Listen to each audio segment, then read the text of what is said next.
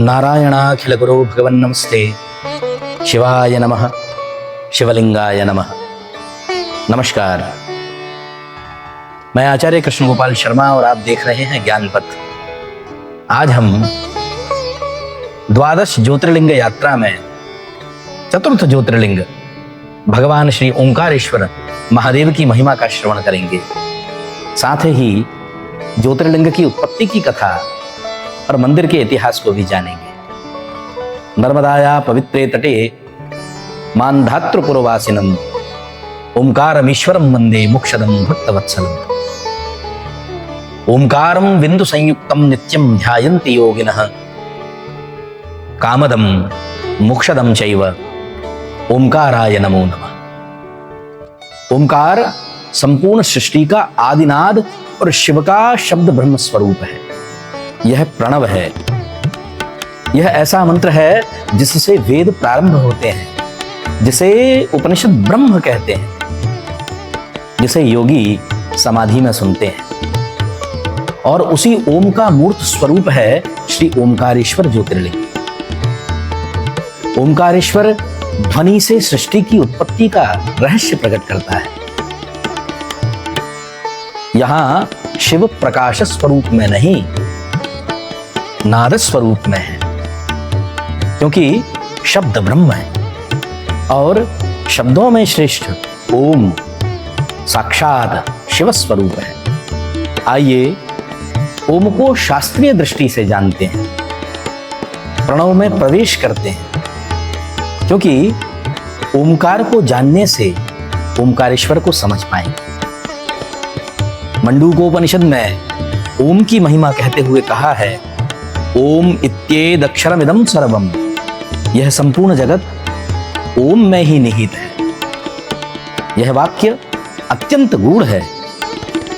उपनिषद में ऋषि यह नहीं कह रहे कि ओम केवल नाद है या केवल जपने का मंत्र है या शब्द मात्र है। वे कहते हैं सृष्टि का संपूर्ण अस्तित्व उसी आदिनाद का विस्तार है, उसी प्रणव का विस्तार है, उसी की तरंगों से संचालित, पोषित और विलीन होता है। मंडूकोपनिषद को संपूर्ण वेदांत का सार माना गया है। उसमें ओम को 3 अक्षरों में विभक्त कहा गया है, अ, उ और म। और साथ में चौथा अमात्र तुरीय का भी वर्णन है। अ से तात्पर्य है सृष्टि का, ब्रह्मा का, जागृत अवस्था का। उ का मतलब है पोषक तत्व, पालन करने वाले विष्णु भगवान एवं स्वप्न की अवस्था। और म शब्द प्रतिनिधित्व करता है संहार का, रुद्र का, सुषुप्ति अवस्था का। किंतु इन तीनों के बाद जो मौन है वह तुरीय है, वह शिव है। ओंकारेश्वर हमें ध्वनि से मौन की यात्रा कराते हैं। हमारे समस्त वैदिक साहित्य में ध्वनि को, शब्द को बड़ा महत्व दिया गया है। वेद कहते हैं बागेव विश्व भुवनी। उपनिषद उद्घोष करते हैं शब्दो वै ब्रह्म। शैव दर्शन में संपूर्ण सृष्टि को स्पंदन अर्थात दिव्य कंपन कहा गया है। आचार्य वसुगुप्त द्वारा रचित शैव दर्शन के अत्यंत महत्वपूर्ण ग्रंथ स्पंद कारिका में कहा गया है कि संपूर्ण जगत शिव की चेतना का स्पंदन है, शिव की चेतना का कंपन है। अतः पहले नाद, फिर शब्द, फिर रूप और फिर जगत की सृष्टि होती है। और इस दृष्टि से ओंकारेश्वर केवल शिवलिंग ही नहीं, सृष्टि के स्पंदन का प्रतीक है, उस नाद का प्रतीक है जो सर्वदा उत्पत्ति, स्थिति और लय का कारण है। ज्योतिर्लिंग ओंकारेश्वर पवित्र नर्मदा के मध्य मानधाता द्वीप पर अवस्थित है। मां नर्मदा भारत की उन विरल नदियों में से है जिनकी परिक्रमा आज भी एक महान तपस्या मानी जाती है, जिनके तट पर सिद्ध, योगी, साधक सदैव आत्म शांति और ब्रह्म ज्ञान का दिव्य तेज का अनुभव करते हैं। पुराणों में नर्मदा को शिव के अंश से प्रकट दिव्य धारा कहा गया है।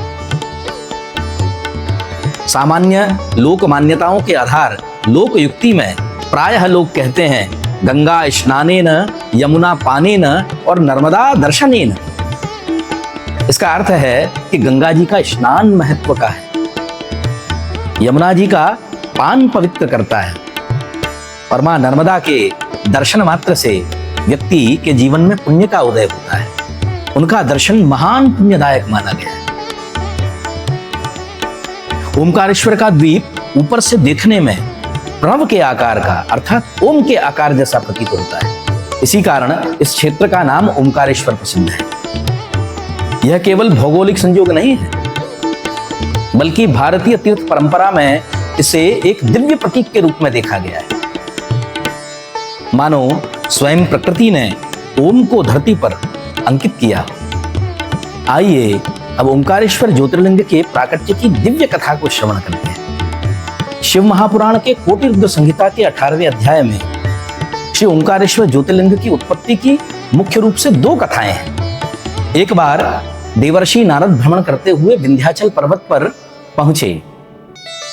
विंध्याचल ने बड़े आदर के साथ उनका स्वागत सत्कार किया, उनका पूजन किया। लेकिन साथ ही विंध्याचल अहंकारवश उनसे कहने लगा कि मेरे पास सभी संपदा है, सभी ऐश्वर्य है, किसी प्रकार की कोई कमी नहीं है और मैं अत्यंत विशाल एवं ऊंचा पर्वत हूं। विंध्याचल के इस अभिमान को नारद जी ने भांप लिया। उन्होंने विंध्याचल से कहा, तुम्हारे पास सब कुछ हो सकता है, इसमें कोई संशय नहीं है, किंतु तुम सुमेरु पर्वत से ऊंचे नहीं हो। तुम्हें मालूम है सुमेरु का एक हिस्सा देवलोक तक जाता है, जबकि तुम्हारा भाग तो बहुत नीचे है। यह सुनकर विंध्याचल अत्यंत लज्जित हुआ, ग्लानि से भर गया और वह सुमेरु पर्वत से ईर्ष्या करने लगा।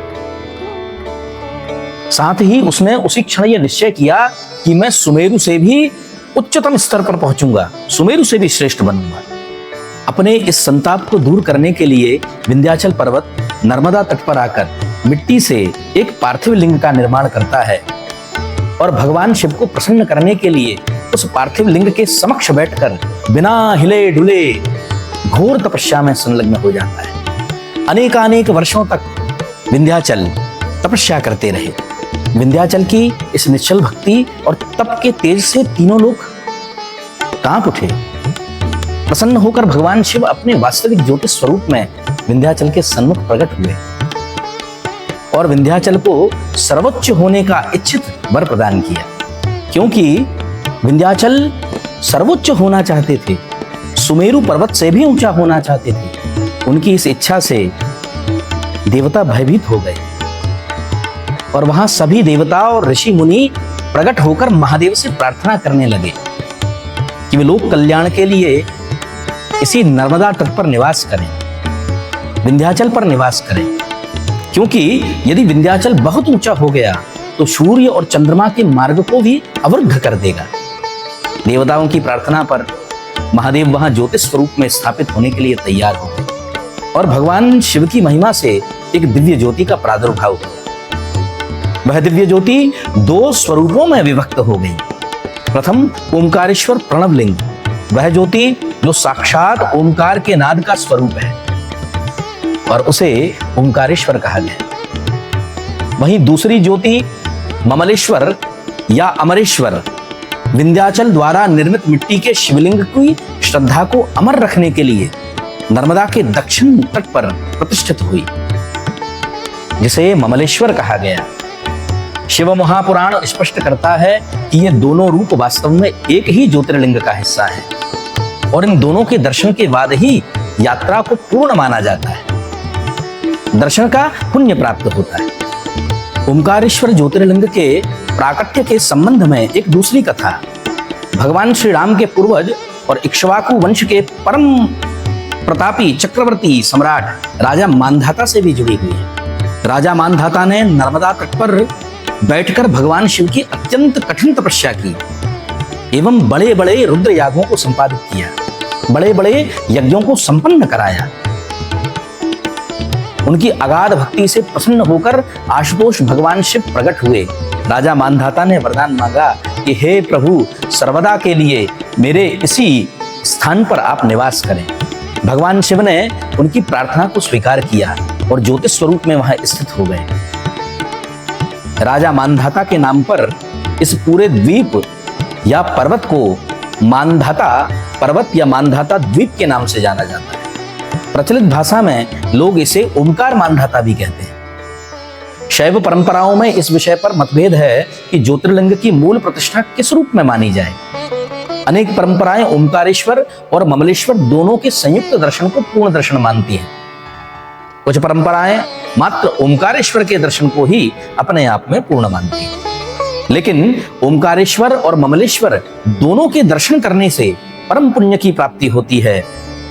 ओमकारेश्वर केवल ज्योतिर्लिंग क्षेत्र ही नहीं है, यह वेदांत, संन्यास, गुरु शिष्य परंपरा और नर्मदा साधना का एक अत्यंत आध्यात्मिक दिव्य केंद्र भी है। ओंकारेश्वर ज्योतिर्लिंग भी है, सिद्धपीठ भी है, गुरु परंपरा का केंद्र भी है और नर्मदा तट का महान तप क्षेत्र भी है।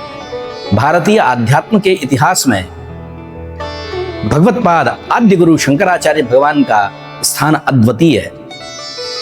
एक कथा के अनुसार बाल्यक काल में शंकर संन्यास ग्रहण करने के पश्चात अपने गुरु की खोज में नर्मदा तट पर पहुंचे और ओंकारेश्वर में ही उन्हें महान सन्यासी गोविंद भगवत्पाद महाभाग का सानिध्य प्राप्त हुआ। यही वह स्थान है जहां गुरु ने शिष्य को केवल वेदांत नहीं पढ़ाया, अपितु ब्रह्मानुभूति के मार्ग का दर्शन कराया।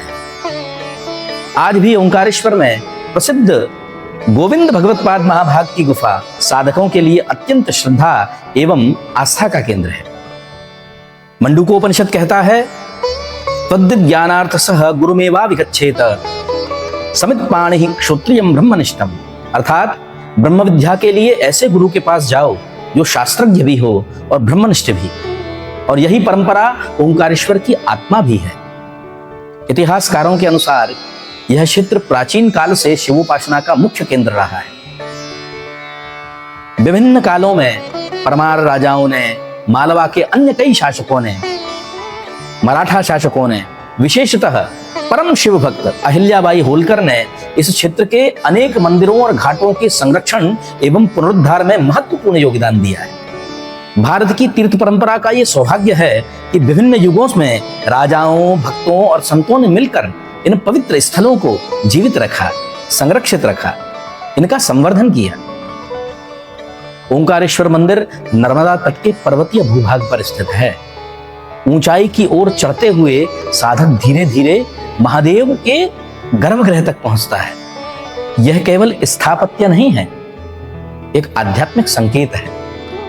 ईश्वर तक पहुंचने का मार्ग सदैव ऊर्ध्वगामी होता है, ऊपर की ओर उठना होता है, निम्नता की ओर जाना नहीं।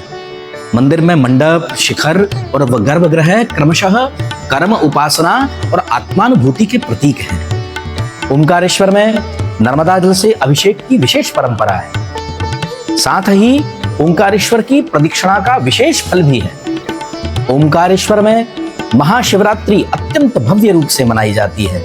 रात्रि जागरण, रुद्राभिषेक, शिव महिम्न स्तोत्र, पंचाक्षरी मंत्र का जाप एवं नर्मदा तट पर दीपदान की परंपरा विशेष महत्व रखती है, परम कल्याणकारी है, परम पुण्य प्रदायिनी है।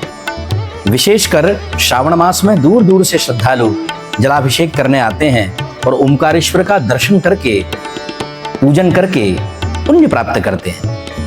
तत्वज्ञ महापुरुष कहते हैं, जहां शब्द समाप्त होते हैं वहीं ब्रह्म का अनुभव आरंभ होता है। इसीलिए ओंकार केवल मंत्र का नहीं, मौन का भी तीर्थ है। यदि आप ओंकारेश्वर जाएं, दर्शन के साथ कुछ क्षण नेत्र बंद करके ओम का जप करें और फिर उस जप के बाद के मौन में प्रवेश करें, वहीं आपको अनुभव होगा कि शिव बाहर के मंदिर के साथ भीतर की निःशब्द चेतना में भी विराजमान है। आइए ज्योतिर्लिंग ओंकारेश्वर की वांग्मयी यात्रा के अंत में हम सब भगवान ओंकारेश्वर के चरण में प्रार्थना करें। हे प्रणव स्वरूप परमेश्वर, हे ओंकार स्वरूप परमात्मा, हमारे जीवन का कोलाहल शांत कीजिए। हमारे भीतर ऐसा विवेक जगाइए कि हम शब्द से मौन, बहिरंग से अंतरंग और अहंकार से आत्मज्ञान की ओर बढ़ सके। हे नर्मदा तटवासी प्रभु, जैसे मां नर्मदा की धारा नित्य निरंतर बहती है, वैसे ही हमारे जीवन में भक्ति, ज्ञान और वैराग्य की धारा भी अविरल प्रवाहित होती रहे। महादेव आपका मंगल करें।